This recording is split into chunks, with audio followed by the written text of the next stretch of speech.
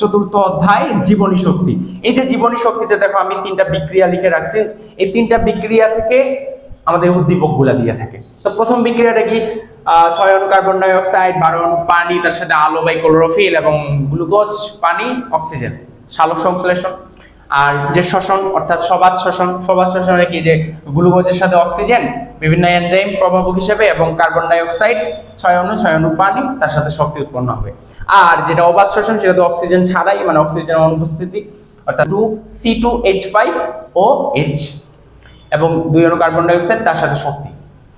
ATP এর ভূমিকা, এই অধ্যায় থেকে এটিপি এর যে ভূমিকা, যে কথাবার্তাগুলো বলা আছে, এই এটিপি এর ভূমিকা থেকে যে এটিপি কিভাবে উৎপন্ন হয়, এডিপি থেকে এটিপি, এএমপি, এগুলো আমরা জানি, adenosine triphosphate. So rechargeable battery, এটিপিকে কেন রিচার্জেবল ব্যাটারি বলা হয়, আবার কেন শক্তি মুদ্রা, কেন জৈব মুদ্রা, এই প্রশ্নটা মহামারী লেভেলের ইম্পর্টেন্ট। এটা খ নাম্বারের জন্য আসবে।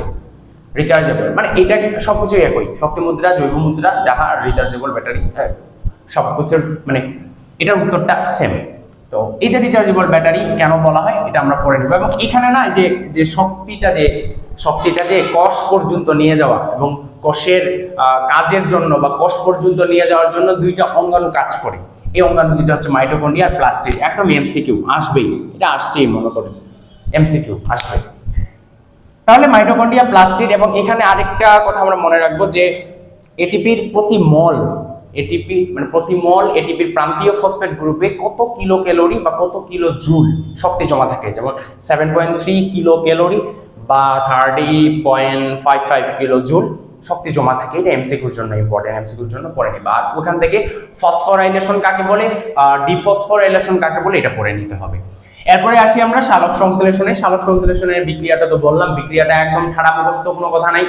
কার্বন ডাই অক্সাইডের সাথে পানি, মানে 6 অণু কার্বন ডাই অক্সাইড, 12 অণু পানি, এর সাথে বিক্রিয়া করে আলো বাই ক্লোরোফিল এবং C6H12O6 যে গ্লুকোজটা উৎপন্ন হয়, তার সাথে 6 অণু কার্বন ডাই অক্সাইড, 6 অণু পানি উৎপন্ন করে। এটা একদম খুবই ইম্পর্টেন্ট, এটা আমরা পড়ে নিব। সালোক সংশ্লেষণ দুইটা পর্যায়ে হয় থাকে, যে আলোক পর্যায়ে, একটা আলোক নির্ভর পর্যায়, যেটা আলো অপরিহার্য, আলো লাগবেই, আর একটা হচ্ছে আলোক নিরপেক্ষ পর্যায়, অর্থাৎ আলো ছাড়াও এই পর্যায়টা চলে।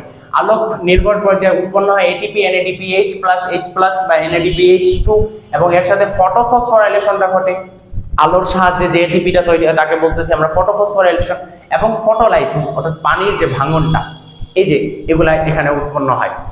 আর এই যে এটিপি এবং NADPH এখানে পরে CO2 বিজারণ, যে কার্বন ডাই অক্সাইড বিজারিত হয়, হ্যাঁ, ওখান থেকে আমরা সালোক সংশ্লেষণ থেকে মনে রাখবো যে CO2 বিজারিত হয় এবং H2O যেটা পানি, এটা হচ্ছে জারিত অক্সাইড। যেরকম বায়ুমণ্ডলে কত পার্সেন্ট থাকে, 0.03%, এবং পানিতে থাকে 0.3%, এটা মনে রাখবো। যার কারণে কি স্থলজ উদ্ভিদের থেকে জলজ উদ্ভিদের সালোক সংশ্লেষণ হারটা বেশি। এটা খ নম্বরের জন্য ইম্পর্টেন্ট, আসবে। এরপরে আলোক নিরপেক্ষ পর্যায়ে, যেখানে আমাদের আলো অপরিহার্য না, মানে আলো ছাড়াও এই পর্যায়টা চলে, সেখানে CO2 বিজারণের গতিপথ। তাহলে এখানে আমাদের যেহেতু H2O অর্থাৎ পানিটা জারিত হয়, CO2 বিজারিত হয়।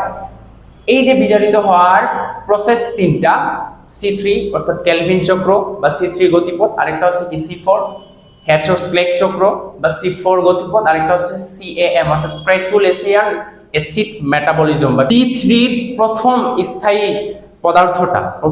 পদার্থটা কি, এটা মনে রাখতে হবে আমাদের, যে 3 কার্বন বিশিষ্ট একদম ঠাড়া মুখস্থ, 3 কার্বন বিশিষ্ট ফসফোগ্লিসারিক অ্যাসিড।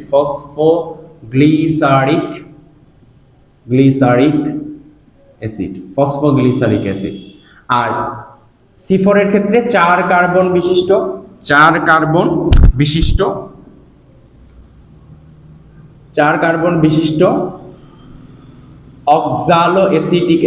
অক্সালো অ্যাসিটিক অ্যাসিড, এটা আমাদের খুব ভালোভাবে মনে রাখবো। এবং এখান থেকে আমাদের C3 ও C4 এর তুলনা বা পার্থক্য খ নম্বরের জন্য আসে। এখন আলোতে সালোক সংশ্লেষণ ভালো হয় লাল, নীল, কমলা, বেগুনি, এই 4টা আলোতে সালোক সংশ্লেষণ ভালো হয়, এবং এটা ভালো হয়। আর হলুদ আর হচ্ছে সবুজে হয় না আর কি, ভালো হয় না, হলুদ সবুজে ভালো হয়। প্রভাবকগুলো ইম্পর্টেন্ট, প্রভাবক থেকে কোশ্চেন হয়, প্রভাবক থেকে এমসিকিউ হয়, প্রভাবকটা পড়বা, গুরুত্ব আমাদের ঘ নাম্বারের জন্য গুরুত্ব অনেক ইম্পর্টেন্ট।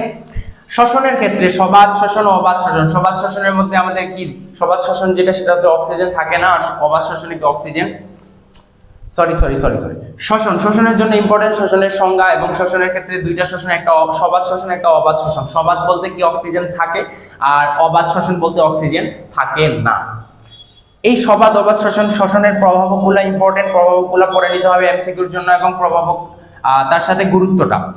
আর আচ্ছা, এই যে সবাদ শ্বসন আমাদের চারটা ধাপে হয়, গ্লাইকোলাইসিস, এসিটাইল এ সৃষ্টি, ক্রেবস চক্র, ইলেকট্রন প্রবাহতন্ত্র। এবং দেখো গ্লাইকোলাইসিসে 8 অণু এটিপি, এসিটাইল কয়ে 6 অণু এটিপি, 2 অণু কার্বন ডাই অক্সাইড, ক্রেবস চক্রে 24 অণু এটিপি এবং 4 অণু কার্বন ডাই অক্সাইড, অর্থাৎ মোট 38 অণু এটিপি সবাদ শ্বসনে, আর হচ্ছে 6 অণু কার্বন ডাই অক্সাইড, 6 অণু পানি। এই যে এইটা থেকে এমসিকিউ আসবেই, এমসিকিউ আসবেই, এমসিকিউ আসবে, 100% আসবে। সো এটা খুব ভালোভাবে আমি মজা করে বলি যে 8, 6, 24 গ্লাইকোলাইসিস, এসিটাইল কয়ে সৃষ্টি, আরেকটা কি ক্রেবস চক্র, ইলেকট্রন প্রবাহতন্ত্র। তাপমাত্রাটা আসে এখন, তাপমাত্রা এই তাপমাত্রা থেকে না 100% এমসিকিউ, 100% এমসিকিউ। সালোক সংশ্লেষণের তাপমাত্রা কত? সালোক সংশ্লেষণের তাপমাত্রা হচ্ছে এই যে সালোক সংশ্লেষণের তাপমাত্রা 22 অর্থাৎ 22 ডিগ্রি সেলসিয়াস থেকে 35 ডিগ্রি সেলসিয়াস, এটা হচ্ছে উত্তম তাপমাত্রা, আসবে এমসিকিউ। শ্বসনের ক্ষেত্রে হচ্ছে 20 ডিগ্রি সেলসিয়াস থেকে 45 ডিগ্রি সেলসিয়াস। এই যে সালোক সংশ্লেষণের তাপমাত্রা এবং শ্বসনের তাপমাত্রা থেকে একটা এমসিকিউ কম আসবে, একটা এমসিকিউ যে কোনো বোর্ডে আসবেই, দিনাজপুর বোর্ডের জন্য অনেক ইম্পর্টেন্ট। 22 ডিগ্রি সেলসিয়াস থেকে 35 ডিগ্রি সেলসিয়াস, এটা সালোক সংশ্লেষণ, শ্বসনের জন্য 20 থেকে 45 ডিগ্রি সেলসিয়াস। তো ওভার